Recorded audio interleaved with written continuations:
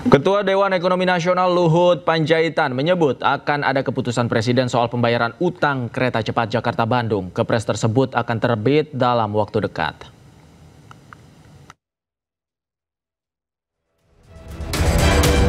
Ketua Dewan Ekonomi Nasional Luhut Binsar Panjaitan mengungkapkan permasalahan utang proyek kereta cepat Jakarta-Bandung serupa dengan proyek LRT Jabodebek.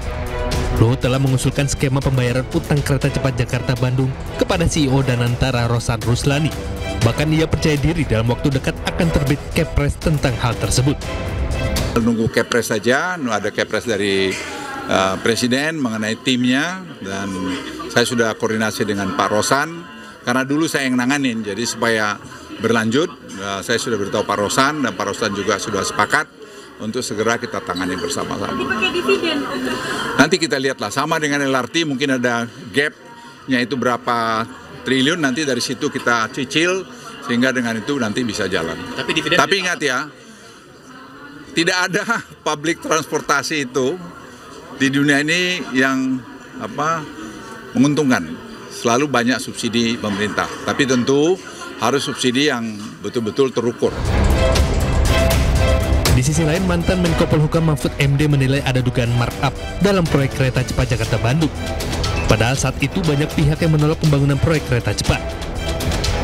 Hal itu bisa menjadi celah untuk mengungkap dugaan pelanggaran hukum terjadi pada proyek ambisius era Jokowi tersebut. Nah sekarang kita tidak mampu bayar. Ketika mau dipindah ke Cina ini, Pak Yonan, Ignatius Jonan, Menteri Perhubungan waktu itu, menyatakan tidak setuju. Pak, ini tidak visible. Kata Pak Yonan. Kata Pak Yonan. Pak Yonannya dipecat. Diganti kan? Sudah itu dia manggil ahli. Namanya Agus Pambagio. Presiden manggil nih. Pak Jokowi? Iya, Pak Jokowi. Sesudah mecat Jonan, dia ditanya, Pak Agus gimana ini? Pak, ini tidak visible. Rugi negara. Ini menurut Agus? Menurut Agus Pambagio. Yang Bapak tonton saya tonton itu. Rugi negara. Ini atas ide siapa? Kata Agus. Kok bisa dari Jepang pindah ke situ dan biayanya besar? Atas ide saya, kata Jokowi. Kata Presiden, atas ide saya sendiri, gitu. PT KCIC Kereta Cepat Jakarta-Bandung menyisakan utang dengan jumlah fantastis. Jumlah hutang yang ditinggalkan bernilai fantastis yaitu 116 triliun rupiah. Dari Jakarta, Tim Liputan iNews melaporkan.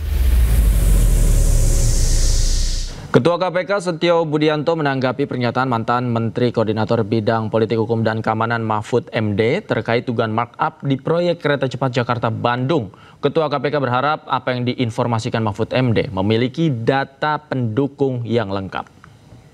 Informasi ya, intinya dari internal gitu. Tapi kalau Pak Mahfud menyampaikan seperti itu ya, mudah-mudahan ada informasi, ada data, ada dokumen yang bisa mendukung kejelasan dari saya. Tapi saya yakin beliau mungkin punya gitu, tinggal nanti apakah memasyarakatkan atau apa ya. KPK punya ini nggak Pak untuk jemput bola gitu Pak, karena informasinya kan 3 kali lipat gitu Pak. Apanya itu?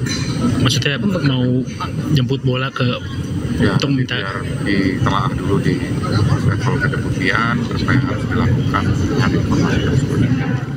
Sementara itu pemirsa, Presiden ke-7 Joko Widodo melengos saat dimintai tanggapan terkait beban utang proyek kereta cepat Wush yang mencapai triliunan rupiah. Jokowi enggan berkomentar dan memilih membalikan badan.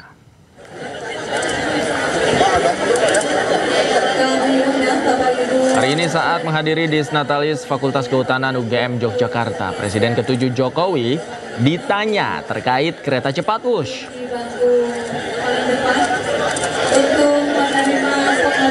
Alih-alih menjawab pertanyaan wartawan, Jokowi hanya tersenyum dan memilih balik badan. Ia enggan berkomentar dan kembali berbaur serta menyalami sejumlah alumni Fakultas Kehutanan UGM. Masih APBN gimana Pak? Tanggapannya Wush yang sekarang tidak pakai APBN gimana Pak? Wush Pak, Wush kereta cepat Pak, gimana Pak? Tanggapannya Pak? Sekarang kan udah nggak pakai APBN Pak, gimana Pak? Harapan ke Fakultas Kehutanan Pak?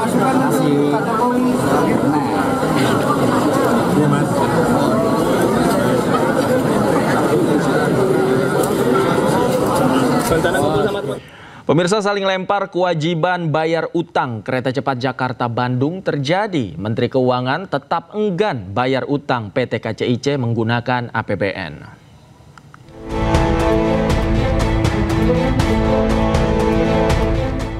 Pasca beroperasi, proyek kereta cepat Jakarta-Bandung menyisakan utang dengan nilai fantastis mencapai 116 triliun rupiah. Utang ratusan triliun itu tak hanya menjadi beban bagi konsorsium BUMN yang terlibat, namun juga membuat pemerintah pusing tujuh keliling. Menteri Keuangan Purbaya Yudisadewa enggan membayar utang proyek kereta cepat menggunakan uang APBN. Menteri Koboi ini dengan tegas menilai kewajiban bayar utang harus diselesaikan oleh BPI dan Antara.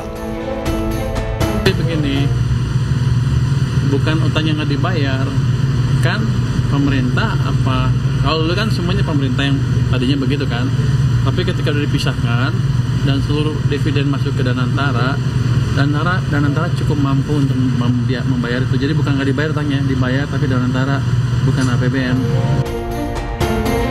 Sikap Menteri Keuangan membuat Danantara mau tak mau harus membayar utang PT KCIC.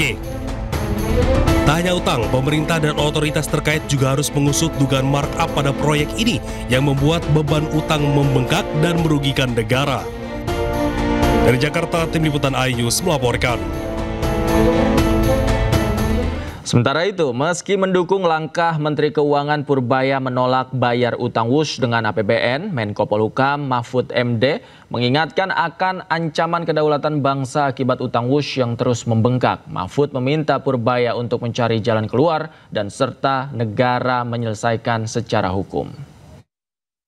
WUS ini mengancam masa depan kedaulatan kita, bangsa kita, rakyat kita, dan sebagainya, karena ini hutang yang sangat besar dan sangat aneh, merupakan satu bisnis B2B, bisnis to bisnis, BUMN dan BUMN sana. Tetapi sekarang hutangnya bertambah terus, bunga hutangnya aja setahun itu 2 triliun. Bunga hutang saja? Bunga hutang saja. Sementara dari tiket hanya mendapat maksimal 1,5 triliun. Jadi setiap tahun bertambah kan? Bunga berbunga terus, negara nombok terus. Saya khawatir, kenapa nih saya anggap ini bagus si Purbaya demi rakyat. Tapi juga harus diingat itu akibatnya sangat berbahaya bagi rakyat. Karena misalnya kita gagal bayar, itu kan berarti Cina harus ngambil tuh. Ini punya saya kalau gitu. Tapi kan tidak mungkin ngambil barang di tengah kota, gitu kan? Pasti dia minta kompensasi ke samping, misalnya Natuna Utara. Oh, okay. Karena itu pernah terjadi ke Sri Lanka. Sri Lanka juga melakukan kayak gini, ya, membangun pelabuhan, tidak mampu bayar, pelabuhannya diambil sampai sekarang oleh Cina karena Anda tidak bayar. Gitu. Ini kan bisa minta Natuna Utara yang sedang konflik. Yang sedang konflik. Yang di tengahnya dia ada konflik, terus di sini kan bisa merambah ke kita. Kalau merambah ke kita ini masuk ke daerah kita yang tidak masuk dalam konflik. Di Natuna Utara itu yang tidak masuk dalam konflik misalnya, lalu membangun pangkalan di sana selama 80 tahun. Ini mau diapakan? Nah, itu masalahnya. Jadi betul Pak Purbaya, Anda didukung oleh rakyat, jangan bayar WUS dengan APBN. Selidik, iya, jangan bayar WUS dengan APBN. Kemudian carikan jalan keluar agar tidak disita karena pilot atau karena apa. Tetapi masalahnya selesaikan secara hukum agar tidak terjadi lagi kepada anak bangsa kita. Karena kalau betul nanti sampai misalnya Natuna Utara diambil. Ini kekhawatiran Pak Mahfud, ya? Jangan sampai itu terjadi. Iya, atau satu wilayah diminta sebagai kompensasi. Satu wilayah sebagai kompensasi. Itu adalah pelanggaran terhadap ideologi dan konstitusi.